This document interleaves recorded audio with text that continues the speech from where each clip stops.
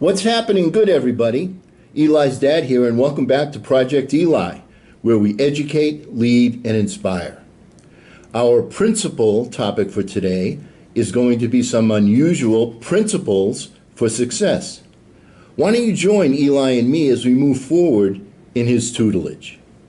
Eli, no discussion on unusual principles with me as its source would be complete if I don't mention my first principle from my first school, the Edward Devotion School.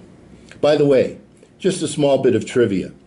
It was also the first school that President John F. Kennedy attended as a child. And no, Eli, we didn't attend at the same time. He was born in 1917, and I didn't attend devotion school until the 1960s. Anyway, just so you know that things haven't changed that much over time, we would also give people of authority nicknames. The principal's name was Dr. Lytle. He had a head shaped like a light bulb, so his nickname was the Bulb. Yes, we were disrespectful in a playful way, just like you are. Let's move on to some success principles. Son, if I want to succeed in today's times, it is essential that I have a certain knowledge about the internet, social media, and other stuff that didn't even exist when I was in school. If you want to succeed, Eli, you must possess certain skills that achieving people all possess. Like what? Well, like the ability to write well enough so that others will be able to comprehend the points that you're making. Like being able to be persuasive when you're communicating a point that you are seeking to, quote unquote, sell to someone of significance. Like understanding that people of significance, when they are conducting serious business, do not communicate the same way that you might rap with your homies. So am I saying not to be authentic? Not to be yourself? Not at all. What I am saying is that every tribe of people with a common interest, have their own way of communicating, and you must expand your skills to include their vernacular. Excuse me. And you must acknowledge that you are a member of many different tribes. You must also omit language and phrases that don't match the level of the position of the person with whom you're speaking. Let me give you a few examples. Now, do you speak the same way to a toddler as you would to his or her mom? Isn't your voice more sing-songy when speaking to that toddler? Right? Or what about when you're in school? Aren't students frequently reminded to use their inside voice when they are in school? This directive also implies strongly that you don't use playground language to communicate with your teachers as well. I suspect that your communication method with your contemporary friends is somewhat, shall we say, more colorful than what would be acceptable when you're speaking with your mom or me. Now, you're going to wear many hats in your lifetime, and your method of communication will reflect, in a large way, the heights that you achieve as you ride the elevator of success closer and closer to the penthouse. When you express tender thoughts to your sweetheart, the verbiage will be significantly different than when you address your children. Right, Eli? The why and because I'm emphasizing this point is because it is incumbent upon you to learn the appropriate verbiage, attire, hairstyle, and habits of the top people if you want to be accepted in their number. They don't teach you that in school. It is a fact of business life, however. For instance, let's talk about business appointments. When you're making a business-to-business call, always use, quote, Lombardi, unquote, time. What's that? It means if your appointment is for 3 p.m., be there, ready to roll at 2:45. The term received its name from the Green Bay Packers coach, Vince Lombardi. Now, if he had a 3 o'clock meeting or a practice, you were late if you were not there at least 15 minutes early. When you have an in-home business to client presentation, always try to give yourself a time window to operate with. What's that? Well, Mrs. Jones, I'm writing your appointment for Tuesday in ink. I will see you between 1:15 and 1:45. Now, does that work for you and your husband? Great. I'll see you then. I would then try to arrive as close to 1:15 as possible, but not earlier. You want to give yourself leeway because unexpected things can happen, and if you should arrive at 1:40 instead of 1:15, you're still on time. Now, what about clothing? You can never overdress for an appointment. You can, however, underdress. Underdress, and you're making the statement that you don't respect either the time, the position, the company, or something else when you make your appearance. Overdress, and you're showing respect and the will to do whatever it takes to get the job done. I'm telling you these things, Eli, because they are unwritten laws of business people.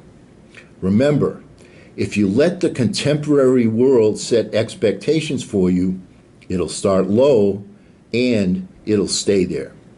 You will only recognize lucky breaks after they're gone. Now, the person interviewing you or that you are trying to sell a product, service, or concept to expects you to be just like they are or how they envision themselves to be. So wear a conservative tie. Dress in the quote unquote uniform that is appropriate in the eye of the individual with whom you are meeting. You may not believe this, but I was a three-piece suit man for about 10 years. Surprise, surprise. Let's talk about writing. There will be many instances where you will not have the opportunity to present your case to the decision-making individual in person. It is critical that you hone and fine-tune your writing skills in a manner that business people expect. That means, my boy, that you don't write exactly the same way that you speak. You don't write, quote, "Do you see what I'm saying?" unquote, or "that being said," or other phrases like that. Just so you know, Eli, in my business day, people never said, "with that being said." The phrase that conveyed that same thought was ipso facto. Now, ipso facto is a Latin phrase directly translated as by the fact itself. My point is that the use of inappropriate slang in a business setting is not unique to your generation, this time, or this place. These same principles applied years ago and, as they are today, were instrumental in preventing people from advancing just as they are today. You see, big guy, I don't make the rules, written or unwritten. I just acknowledge that they are there. So, what you're really seeking is absolute clarity. The way something is said or written greatly affects its meaning. For instance, what if I said, "I didn't say he stole that money"? Or what if I said, "I didn't say he stole that money"? That means somebody else said it. "I didn't say he stole that money." No, but I implied it or I wrote it down. "I didn't say he stole that money." No, he acquired it some other way. "I didn't say he stole that money." No, he stole some other money. You get the idea. The way something is said affects the implied meaning greatly. Now, when you're in business, writing clearly is paramount. Eli, make sure that you proofread everything that you write twice, and if possible, have someone else proofread your prose. If there is something unclear, you can be certain that the decision maker will spot the ambiguity and choose the wrong meaning. Remember, light travels faster than sound, and that's why some people appear bright until you hear them speak or read what they've written. Eli, why am I spending time on these specific business principles? Well, first, my mentors taught them to me because people are always judging you. To be persuasive, you want the decision makers focused on the substance of your proposal and not your manner of dress, your tardiness, the appearance of being uneducated by your manner of speech, or an inability to express yourself in writing. Second, because just as I make adjustments to live in today's world of modern technology, you must expand your skills to include old school values if you want to interface with the conservative brain trust that populates the upper tier of business.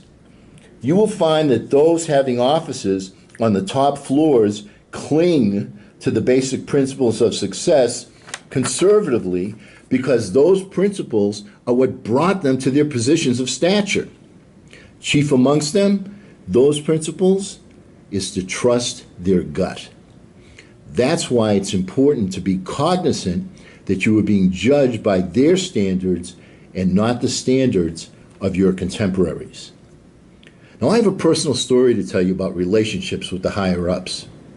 One day when I was in the insurance business, the president/owner of the company flew in from the home office in Florida. He was there to visit all the offices that we had in California. So I was in San Diego. He started at the bottom and worked his way north to the Bay Area.